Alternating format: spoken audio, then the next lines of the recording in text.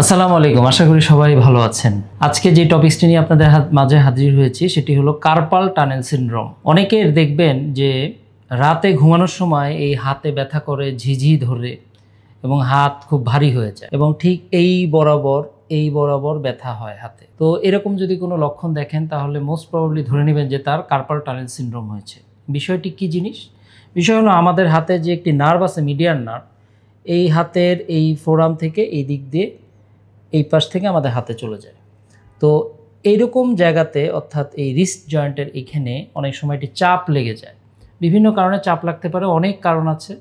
চাপ লাগার কারণে ওই নার্ভের ফাংশনগুলোতে ডিস্টার্ব হয়ে যায়, তখনই হাতে এই সিমটমগুলো দেখা দেয়। তো কার্পাল টানেল সিনড্রোম হলে প্রাথমিক অবস্থায় আমরা কনজারভেটিভ ট্রিটমেন্ট দিতে পারি, কিন্তু যদি সেটিতে ভালো না হয় তাহলে এখানে একটি ছোট্ট অপারেশন লাগে।